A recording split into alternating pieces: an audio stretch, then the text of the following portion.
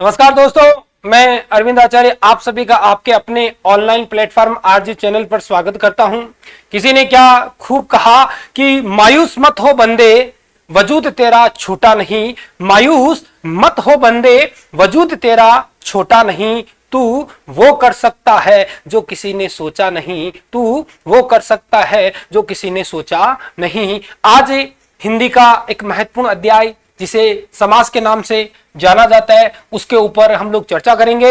महत्वपूर्ण सवाल जो विभिन्न परीक्षाओं में पूछे गए उनके बारे में हम लोग अध्ययन करेंगे। तो बिना देरी करते हुए शुरू करते हैं हम समास के बारे में। समास समास में मुख्य रूप से दो शब्दों का योग है, सम धन आस। समास में मुख्य रूप से दो शब्दों का योग है, सम धन आस। सम का अर्थ माना जाता है पास में या समान के रूप में, और आस का मतलब होता है बिठाना, पास से बिठाना। अब हमें समास में यह ध्यान रखना है भाई किसे पास से बैठाना है। इसकी अगर मैं बात करूं सम धन आस के अर्थ की कि दो या दो से अधिक शब्दों को अगर पास में बिठाया जाता है तो वहां समास होता है। दो या दो से अधिक शब्दों को जब पास में बिठाया जाता है वहां समास होता है। समास के अगर अर्थ की बात करते हैं तो समास का अर्थ माना जाता है संक्षिप्तीकरण या छोटा रूप। जब दो या दो से अधिक शब्द होते हैं उनको संक्षिप्त तरीके से छोटे रूप में लिखा जाता है, वहां समास होता है। क्या होता है भाई? समास होता है। समास दो शब्दों को संक्षिप्त रूप में लिखना, दो या दो से अधिक शब्दों को संक्षिप्त रूप में छोटे रूप में लिखना ही समास होता है। परिभाषा समास की अगर हम देखें तो परिभाषा में समास की होगी कि जब दो या दो से अधिक शब्दों से मिलकर जो नया और छोटा शब्द बनता है, जब दो या दो से अधिक शब्द आपस में जुड़े हो और उन शब्दों को संक्षिप्त रूप में मिलाकर लिखकर एक नए या छोटे शब्द का निर्माण किया जाता है, उसे समास कहा जाता है। मुझे क्या कहते हैं? उसे समास कहा जाता है। जैसे एक उदाहरण हमारे सामने देखिए कि देश के लिए भक्ति, देश के लिए क्या लिखा है? भक्ति। अब यहां देखिए दो या दो से अधिक शब्द है, विभक्तियां है, बीच में परसर्ग है और उन्हीं का संक्षिप्त रूप करके हमने लिख दिया देशभक्ति। क्या लिख दिया? देशभक्ति। तो इस प्रकार दो या दो से अधिक शब्द होंगे और उनको संक्षिप्त रूप में लिखना ही क्या होगा? समास होगा। समास हमेशा शब्दों के बीच में होता है और जो संधि होती है वह वर्णों के बीच में होती है। संधि हमेशा वर्णों के बीच में, और जो हमारा समास होता है वह किसके बीच में होता है भाई? शब्दों के बीच में होता है।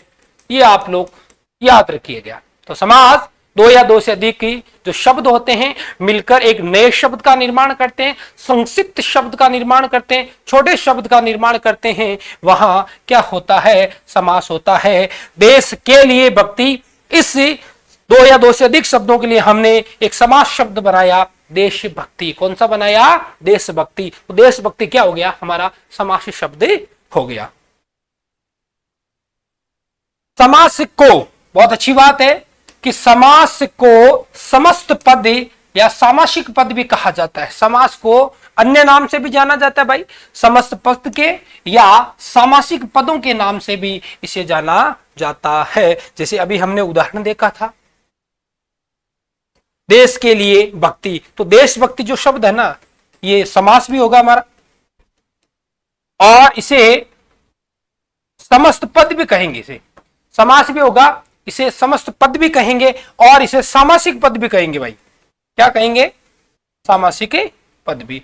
तो परीक्षा में पूछ सकते हैं भाई कि निम्नलिखित शब्द का समास होगा, निम्नलिखित शब्द का सामासिक पद होगा, निम्नलिखित शब्द का समस्त पद होगा। तीनों एक ही चीज है, समास, समस्त पद और सामासिक पद, समास को ही कहा जाता है।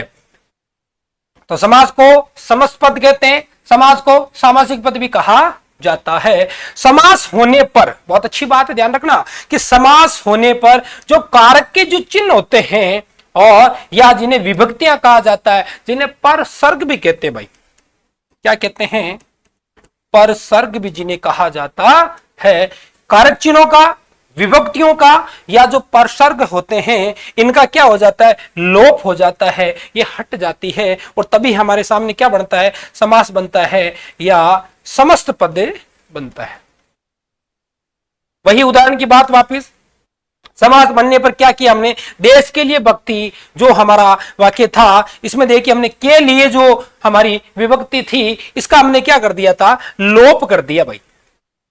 लोप करके हमने क्या बना दिया? देशभक्ति समास शब्द बना दिया, समस्त पद बना दिया या सामासिक पद हमने बना दिया। तो समास होगा तो समास के बीच में जो कारक चिन्ह होंगे, समास के बीच में जो विभक्तियां होगी, उनका जो समास के बीच में जो परसर्ग होगा, उनका हम क्या कर देंगे? लोप कर देंगे और फिर हमारे सामने समास या समस्त पद का उदाहरण माना जाएगा।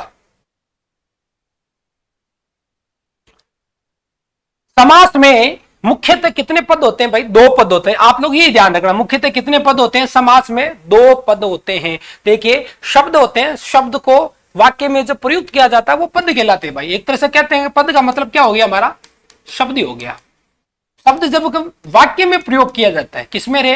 वाक्य में जब प्रयोग किया जाता है ना, तब उसी शब्द को हम क्या कहेंगे भाई? पद के नाम से जानेंगे। किसके नाम से जानेंगे? पद के नाम से जानेंगे। तो जब समास किया जाता है तो समास में मुख्यतः कितने पद होते हैं? 2 पद होते हैं। कई बार पूछा गया सवाल है भाई, समास का संक्षिप्त रूप, समास का शाब्दिक अर्थ क्या होता है? समास का शाब्दिक अर्थ संक्षिप्त या संक्षिप्तीकरण या छोटा रूप होता है। समास में कितने पद होते हैं? मुख्यतः 2 पद होते हैं। कितने पद होते हैं भाई? 2 पद माने जाते हैं। और जिनमें से जो पहला पद होता है उसे पूर्व पद के नाम से जानते हैं और जो दूसरा पद होता है उसे उत्तर पद के नाम से जाना जाता है। पूर्व पद जिसे हम प्रथम पद भी कह सकते हैं, प्रथम पद भी हम कह सकते हैं। और जो दूसरा पद होगा उसे उत्तर पद के नाम से जानते हैं, तो हम कह सकते हैं प्रथम, या जिसे हम कह सकते हैं दूसरा पद भी हम कह सकते हैं दूसरा पद। प्रथम पद और दूसरा पद या द्वितीय पद भी हम कह सकते हैं इसे। कौन सा पद हमारा? द्वितीय पद भी हम इसे कह सकते हैं। तो समास में मुख्यतः कितने पद होते हैं? 2 पद होते हैं। पहला पद जिसे हम पूर्व पद, प्रथम पद कहते हैं और दूसरा या द्वितीय पद उसे हम उत्तर पद के नाम से जानते हैं। अब देखिए उदाहरण से समझने का हम प्रयास करते हैं। इस प्रकार पदों का यहां योग होता है। मेरे पास में उदाहरण है पूजागर। पूजागर ये हमारा एक उदाहरण है जो समास शब्द भी है, जिसे हम समस्त पद भी कह सकते हैं और जिसे सामासिक पद भी हम कह सकते हैं। समास शब्द समस्त पद या सामासिक शब्द पद भी से हम कह सकते हैं। और मुख्यतः 2 यहाँ पर पद है। जो पहला पद है वह हमारा पूजा और जो दूसरा जो पद है वह है हमारा घर। जो पहला पद है वह है पूजा, जिसे हम क्या कहेंगे?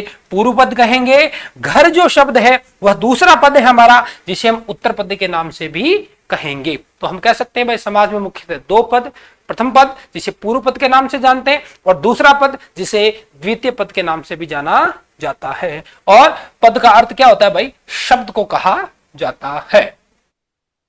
अब देखिए कुछ उदाहरण है समास के, उन उदाहरण से हम समास को समझने का प्रयास करते हैं। देखिए कि रसोई के लिए घर, 2 या 2 से अधिक हमारे शब्द हैं और समासिक जो पद है उनके बीच में कई विभक्तियां हैं और उन विभक्तियों का लोप होगा और हमारे सामने समास शब्द बनेगा, समस्त पद बनेगा, सामासिक पद बनेगा। तो रसोई के लिए घर है, इसमें हमारे जो विभक्ति इनका हम लोप कर देंगे और जो समास शब्द बनेगा वह बनेगा रसोई घर। कौन सा बनेगा भाई? रसोई घर। देखिए क्या बन गया? रसोई घर। और ये हो गया हमारा समास बन गया, या इसे समस्त पद भी हम कहेंगे। क्या कहेंगे इसे? समस्त पद के नाम से भी हम इसे जानेंगे या सामासिक पद भी कहेंगे भाई। सामासिक पद के नाम से भी इसको जानेंगे। दूसरा महत्वपूर्ण उदाहरण है कि राजा का पुत्र। राजा का पुत्र, इसके अंतर्गत जो हमारी का विभक्ति उसका लोप कर दिया और हमने समास शब्द बना दिया, हमने सामासिक शब्द बना दिया, हमने समस्त पद बना दिया। राजपुत्र, राजा का पुत्र क्या बन गया भाई? राजपुत्र बन गया। घोड़े पर सवार, किस पर सवार भाई? घोड़े पर सवार, पर जो विभक्ति थी, पर जो परसर्ग था, पर जो कारक चिन्ह है, इनका हमने लोप कर दिया और हमने समास शब्द बना दिया गुड़ सवार। क्या बना दिया? गुड़ सवार। चौथा महत्वपूर्ण उदाहरण है कि चार राहों का समाहार, चार राहों का जो समाहार है, तो हमने क्या कर दिया, इनमें इन चीज का लोप करके हमने बना दिया चौराहा। क्या बना दिया रे भाई? चौराहा। क्या बना दिया? चौराहा। तो इस प्रकार समास का निर्माण होता है। दो या दो से अधिक शब्दों में जो विभक्तियां होंगी उनका लोप होगा और समास बनेगा, समस्त पद बनेगा और सामासिक पद भी बनेगा। और इन्हीं समास समस्त पद को इन विभक्तियों सहित पुनः लिखना ही क्या कहलाता है? समास विग्रह कहलाता है। क्या कहलाएगा? समास विग्रह। इन्हें समास शब्दों को, सामासिक पदों को विभक्तियों सहित पुनः लिखना, पदों सहित पुनः लिखना ही क्या कहलाएगा? हमारा समास विग्रह कहलाएगा। उसके ऊपर हम देखते हैं, चर्चा करते हैं। ये लिखा समास विग्रह। समास विग्रह तो देखिए कि सामासिक जो शब्द हैं, उन शब्दों के जो बीच जो संबंध है, उन संबंध को स्पष्ट करना ही क्या होगा? समास विग्रह होगा। जिन पदों का समास है, जिन पदों का समस्त पद है, जिन पदों का सामासिक पद है, उन पदों को, उन पदों के बीच क्या क्या संबंध है, उस संबंध को स्पष्ट करना ही हमारा क्या कहलाएगा? समास विग्रह कहलाएगा। मैंने तीन परिभाषाएं यहां लिखने का प्रयास किया आपके लिए कि समस्त पद के जो सभी पद हैं उनको अलग अलग वापिस करना ही क्या कहलाएगा भाई? समास विग्रह कहलाएगा। समस्त पद के जो पद जुड़े हुए हैं उन पदों को अलग अलग रूप में लिखना क्या कहलाएगा? हमारा समास विग्रह कहलाएगा। तीसरा इसका अर्थ है कि पदों को विभक्तियों या कारक चिन्हों के साथ जब लिखा जाता है, वापिस विभक्तियों को, पदों को जब विभक्तियों और कारक चिन्हों के साथ जब लिखा जाता है तो समास विग्रह होता है। ये उदाहरण जिनसे हमने समझा था, जैसे मैं बोलूं रसोई घर और आपसे पूछे भाई रसोई घर का समास विग्रह किए, तो इसकी जो विभक्तियां उनको विभक्तियों सहित तो वापस लिखना ही, या इन पदों, इन समासिक पदों के बीच में जो संबंध है उसको स्पष्ट करना ही समास विग्रह कहलाए। रसोई घर है, क्या हो जाएगा? रसोई के लिए घर। राजपुत्र क्या हो जाएगा? राजा का पुत्र। गुड़ सवार क्या हो जाएगा भाई? घोड़े पर सवार। और चौराहा क्या बन जाएगा? चार राहों का समाहार। यही इन समास शब्दों का, इन समस्त पदों का, इन सामासिक पदों का क्या हो जाएगा? समास विग्रह बने जाएगा। बढ़ते हैं और देखते हैं समास के भेदों के बारे में। समास के प्रमुख भेद, समास के प्रमुख भेद, समास के मुख्यतः भेदों की अगर बात करें तो 6 भेद माने जाते हैं। कितने भेद माने जाते हैं भाई? 6 भेद समास के मुख्यतः भेद माने जाते हैं। तो देखिए सबसे पहला भेद है हमारा अवयवी भाव समास। पहला कौन सा हो गया? अवयवी भाव समास। दूसरा है हमारा तत्पुरुष समास। कौन सा है? दूसरा तत्पुरुष समास। तीसरा है कर्मधारय समास। तीसरा कौन सा? कर्मधारय समास। चौथा है द्विगु समास। कौन सा समास? द्विगु समास। पांचवा है द्वंद्व समास, जिसे इस प्रकार भी लिखा जाता है। कौन सा समास? द्वंद्व समास। और छठा हमारा जो महत्वपूर्ण समास है वह है बहुव्रीहि समास। कौन सा समास? बहुव्रीहि समास हो गया। हमारे समास के मुख्यतः 6 भेद माने जाते हैं। पहला अवयवी भाव समास, दूसरा तत्पुरुष समास, तीसरा कर्मधारय समास, चौथा द्विगु समास। चौथा कौन सा भाई? हमारा द्विगु समास। चौथा हमारा द्विगु समास हो गया। और उसके बाद में देखिए द्वंद्व समास, और छठा महत्वपूर्ण समास है हमारा बहुव्रीहि समास। विभिन्न तरीके से समास के भेद पूछे जाते हैं। यहाँ सामान्यतः मुख्यतः 6 भेद माने जाते हैं, और कभी इसका एक दूसरा रूप भी पूछ सकते हैं आप लोगों से कि पदों की प्रधानता के आधार पर समास के कितने भेद माने जाते हैं भाई। पदों की प्रधानता के आधार पर अगर पूछिए आपसे समास के भेद हैं तो मुख्यतः कितने भेद हैं भाई? 4 भेद हैं। और हमने अभी पढ़ा था कि समास में मुख्यतः कितने पद होते हैं? 2 पद होते हैं, जिसमें जो पहला पद होगा उसे पूर्व पद कहेंगे। कितने पद होते हैं? 2 पद। अभी हम लोगों ने पढ़ा था जिसमें पहला पद है उसे हम पूर्व पद कहते हैं, और दूसरा जो पद है उसे हम उत्तर पद के नाम से जानते हैं। कौन से पद के नाम से जानते हैं? उत्तर पद के नाम से जानते हैं। पूर्व पद और उत्तर पद। इन्हीं पदों की प्रधानता के आधार पर अगर बात करें और आपसे अगर पूछा जाता है कि समास के कितने भेद हैं, तो आप लोगों को पता होना चाहिए। इसके आधार पर समास के मुख्यतः 4 भेद माने जाते हैं। सामान्यतः समास के 6 भेद माने जाते हैं। पदों की प्रधानता के आधार पर समास के 4 प्रमुख भेद माने जाते हैं, जिसमें देखिए पहला अगर मैं बात करूं पूर्व पद प्रदान के आधार पर, प्रथम पद प्रदान के आधार पर, पूर्व पद प्रदान के आधार पर अगर आपसे पूछे तो हमारा पहला समास होता है अवयवी भाव समास। कौन सा होगा भाई? अवयवी भाव समास माना जाएगा। सीधे तौर पर कई बार परीक्षा में पूछ लिया जाता है कि पूर्व पद प्रदान है, 4 आपके सामने विकल्प दे दिए और पूछ लिया कि निम्नलिखित समास में से वह समास बताइए जिनमें पूर्व पद प्रदान है, तो आप लोगों को याद रखना है भाई लोगों, अवयवी भाव समास होगा। कौन सा होगा? अवयवी भाव समास होगा। दूसरा हमारा उत्तर पद प्रदान अगर आपसे पूछिए, उत्तर पद प्रदान के आधार पर मुख्यतः 3 इसके भेद माने जाते हैं। देखिए पहला है हमारा तत्पुरुष समास। कौन सा? तत्पुरुष समास। दूसरा कर्मधारय समास। कौन सा है भाई? दूसरा हमारा कर्मधारय समास माना जाता है, उत्तर पद प्रदान। तीसरा है द्विगु समास। कौन सा है भाई? द्विगु समास। कई बार ऐसे भी आप लोगों से पूछ सकते हैं, जैसे देखो तत्पुरुष समास में कौन सा पद प्रदान होगा भाई? उत्तर पद प्रदान। उत्तर पद नहीं मिले तो दूसरा पद या द्वितीय पद भी कई बार पूछ लिया जाता है, या आपसे पूछ लिया दूसरा पद प्रदान, द्वितीय पद प्रदान कौन सा है? तत्पुरुष समास में। कर्मधारय में अगर आपसे पूछ ले कि कौन सा पद प्रदान होता है, तो दूसरा पद प्रदान होता है या उत्तर पद प्रदान माना जाता है। द्विगु जो समास है इसमें भी आपसे पूछ ले कि कौन सा पद प्रदान है, तो हमें याद रखना है उत्तर पद प्रदान है या दूसरा पद प्रदान माना जाता है। और पूर्व पद प्रदान आपसे पूछ ले तो हमें याद रखना है अवयवी भाव समास। कौन सा समास? अवयवी भाव समास। बढ़ते हैं और देखते हैं तीसरा इसका भेद। पदों के आधार पर बात करें हम लोग, मुख्यतः 4 भेद होते हैं, 2 हमने पढ़ लिया। तीसरा भेद है कि जहां दोनों पद क्या होते हैं? प्रदान होते हैं। दोनों पद कौन से?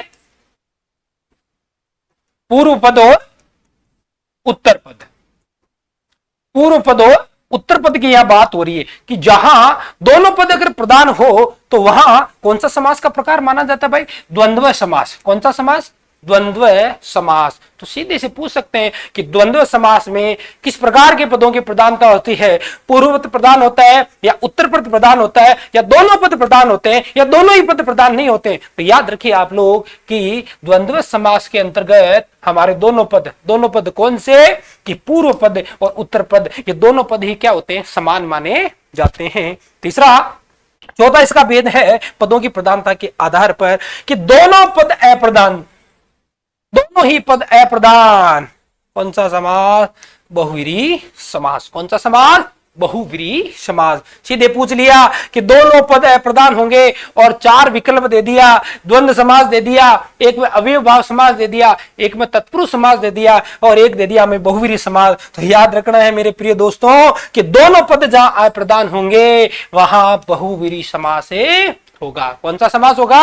बहुव्रीहि समास होगा। बहुत ही अच्छा सा ये आपके सामने एक उदाहरण है, पदों का प्रकार है। तो याद रखिए पदों की प्रधानता के आधार पर मुख्यतः 4 भेद होते हैं। पूर्व पद प्रदान, अवयवी भाव समास। या आपसे पूछ लिया कि अवयवी भाव समास में कौन सा पद प्रदान? पूर्व पद प्रदान, पहला पद प्रदान। अगर आपसे दूसरा पूछ लिया तत्पुरुष समास में कौन सा पद प्रदान है भाई? उत्तर पद प्रदान है, दूसरा पद प्रदान है। कर्मधारय समास में कौन सा पद प्रदान है भाई? उत्तर पद प्रदान माना जाएगा। द्विगु समास में कौन सा पद प्रदान होगा? यह भी उत्तर पद या दूसरा पद प्रदान माना जाएगा। और उसके बाद हमने देखा कि जहां दोनों पद अर्थात पूर्व पद और उत्तर पद दोनों ही जहां पद प्रदान होंगे वहां द्वंद्व समास माना जाएगा। और जहां दोनों ही पद प्रदान है वहां पर कौन सा समास होगा? हमारा बहुव्रीहि समास होगा। तो हम कह सकते हैं कि बहुव्रीहि समास में दोनों पदों के अलावा किसी तीसरे अर्थ की क्या होती है? अभिव्यक्ति होती है। कौन से अर्थ की? तीसरे अर्थ की अभिव्यक्ति होती है, तीसरा अर्थ प्रकट होता है, वहां पर कौन सा समास होता है? हमारा बहुव्रीहि समास होता है। बढ़ते हैं और अब हम बात करते हैं सबसे पहला और प्रमुख समास जिसे अवयवी भाव समास के नाम से जाना जाता है। कौन सा भाई? अवयवी भाव समास। इसमें चार महत्वपूर्ण बिंदुओं को मैंने शामिल किया है आप लोगों के लिए। ये चार बिंदु अगर आपने याद रख लिए तो आप लोगों का अविभाव समास संबंधित किसी प्रकार का प्रश्न किसी भी परीक्षा में पूछा जाता है तो वह गलत नहीं होगा। तो देखिए कि अविभाव समास में क्या होता है भाई, कि जो पहला पद होता है, हमने पढ़ा था कि अविभाव समास में कौन सा पद प्रधान होता है, प्रथम पद, और इसी प्रथम पद का मैंने दूसरा नाम भी यहां बताया था, पूर्व पद कहते हैं। कौन सा पद भाई, पूर्व पद। तो आपसे कह सकते हैं प्रथम पद प्रधान या पूर्व पद प्रधान होगा। पहली बात, प्रथम पद प्रधान या पूर्व पद प्रधान किसमें होगा, अवयवभाव समास में। प्रथम पद या पूर्व पद क्या होता है, अवयव शब्द होते हैं भाई। देखो ये अवयव होते क्या है, अवयव शब्द को अविकारी शब्द भी कहा जाता है।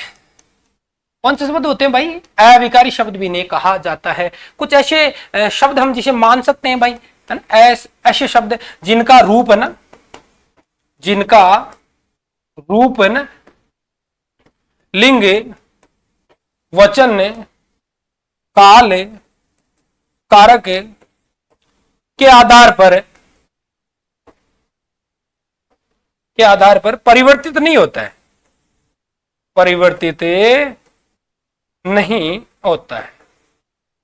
ऐसे शब्द जिनका रूप लिंग, वचन, काल या कारक के आधार पर जिनका रूप परिवर्तित नहीं होता है ना, ऐसे जो शब्द होते हैं ना, इन्हें हम अवयव शब्द कहते हैं।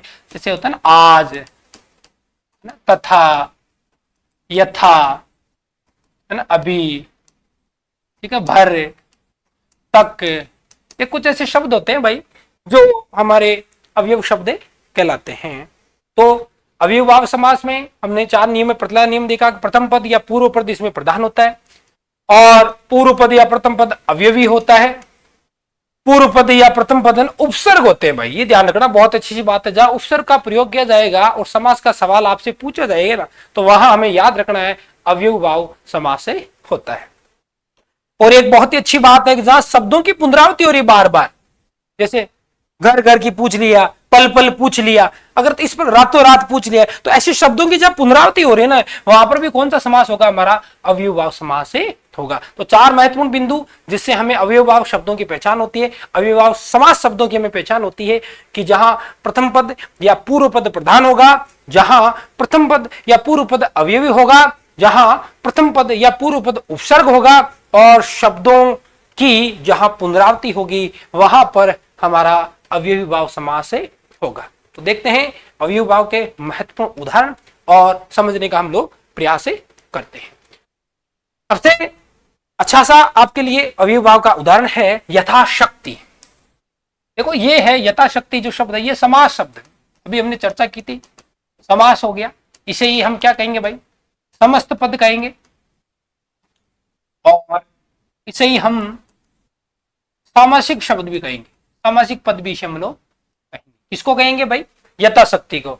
और इस समास शब्दों का वापिस मैंने कहा था विभक्तियों सहित लिखना, पदों को अलग अलग लिखना ही, उनके बीच में संबंध को स्पष्ट करते हुए लिखना ही क्या कहलाएगा, समास विग्रह कहलाएगा। क्या कहलाएगा भाई, समास विग्रह।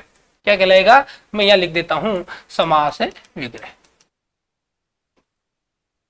यह समास और समास को पदोयुक्त लिखना, समास को विभक्तियों सहित लिखना क्या कहलाएगा, समास विग्रह कहलाएगा। तो देखिए समास और समास का विग्रह, और हम पढ़ रहे हैं अव्ययभाव समास के महत्वपूर्ण उदाहरण। यथाशक्ति, यथाशक्ति में आपसे पूछिए कि समास कौन सा है, तो हमें याद होना चाहिए भाई समास है हमारा अव्ययी भाव। उसके उदाहरण देख रहे हैं हम लोग अभी, अव्ययी भाव समास सीधा सा पूछ लिया अगर आपसे तो। और समास विग्रह यथाशक्ति, शक्ति के अनुसार, शक्ति के अनुसार इसका क्या हो जाएगा भाई, समास विग्रह हो जाएगा। उसके बाद में देखिए ये आपसे ऐसे पूछे कि शक्ति के अनुसार जो समास विग्रह है या जो समास विग्रह है, इसका समास कीजिए तो क्या हो जाएगा, यथा शक्ति। दूसरा यथा क्रम, समास विग्रह क्रम के अनुसार, यथा क्रम, क्रम के अनुसार समास विग्रह। और समास विग्रह का वापिस समस्त पद होगा यथा क्रम। और समास पूछिए तो अव्ययी भाव समास। कौन सा समास भाई, अव्ययी भाव समास। उसके बाद देखो अत्यधिक, अत्यधिक शब्द है ना, बहुत अच्छा शब्द। देखो इसका थोड़ा सा हम लोग देखते हैं, अति धन अधिक, अति धन अधिक। अभी हमने पढ़ा था प्रथम पद क्या होगा, उपसर्ग। जहां उपसर्ग होगा वहां समास अव्ययी भाव समास माना जाता है। तो देखिए अति धन अधिक, उपसर्ग कौन सा यहां पर हमारा, अति क्या है, यहां उपसर्ग है। अति क्या है हमारा, उपसर्ग है। और अत्यधिक यहां संधि हो रही है, यानी स्वर संधि हो रही है हमारी। अत्यधिक समास शब्द का समास विग्रह होगा अधिक से अधिक। क्या हो गया भाई, अधिक से अधिक, इसका समास विग्रह हो गया। प्रतिदिन उपसर्ग, प्रतिदिन उपसर्ग, प्रतिदिन प्रत्येक दिन समास विग्रह, प्रत्येक दिन क्या हो गया, समास विग्रह। आमरण, आ उपसर्ग, आ क्या है, उपसर्ग, समास विग्रह हो गया। मरण तक, समास विग्रह क्या हो गया, मरण तक। और समास विग्रह का वापिस समस्त पद क्या हो गया, आमरण। सामासिक पद क्या हो गया, आमरण। और समास क्या हो गया, आमरण। आ जन्म, आ क्या है, उपसर्ग है। जन्म से लेकर समास विग्रह, आ जन्म, जन्म से लेकर क्या बन गया, समास विग्रह। घर घर, शब्दों की पुनरावृत्ति, अव्ययभाव समास के 4 महत्वपूर्ण बिंदु हमने देखे थे। अव्ययभाव समास के 4 महत्वपूर्ण बिंदु कि जहां शब्दों की पुनरावृत्ति हो रही है, शब्द बार बार आवर्ती के रूप में आ रहे हैं, शब्दों का बार बार प्रयोग किया जा रहा है, वहां पर क्या होंगे भाई, अव्ययभाव समास होता है। तो देखा हमने, हमारा उदाहरण है घर घर, क्या लिखा है, घर घर। शब्दों की पुनरावृत्ति हो रही है एक ही प्रकार के शब्दों की, और इसका समास विग्रह क्या बन गया, प्रत्येक घर, घर घर प्रत्येक ही घर। रातों रात, शब्दों की पुनरावृत्ति हो रही है भाई, रातों रात शब्दों की पुनरावृत्ति, रात ही रात में इसका क्या बन गया, समास विग्रह। रातों रात, रात ही रात, इसका क्या बन गया, समास विग्रह बन गया। निरोग, नी उपसर्ग, रोग रहित, रोग रहित की बात हो रही है, निरोग रोग रहित, समास विग्रह। सपरिवार, स क्या है हमारा, उपसर्ग है, सपरिवार, स हमारा उपसर्ग है, सपरिवार। परिवार के साथ क्या बन गया भाई, समास विग्रह बन गया, परिवार के साथ।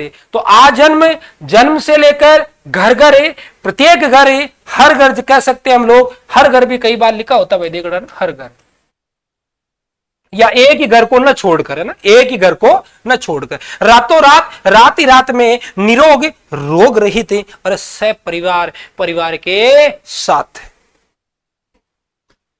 और विभिन्न उदाहरण है, सा आनंद, सधन आनंद, भाई देखो सधन क्या लिखा है, आनंद लिखा है, आनंद के साथ, सधन आनंद, आनंद के साथ। स क्या है हमारा, उपसर्ग है, स क्या है भाई, उपसर्ग है, सधन आनंद, सानंद हो गया, आनंद के साथ।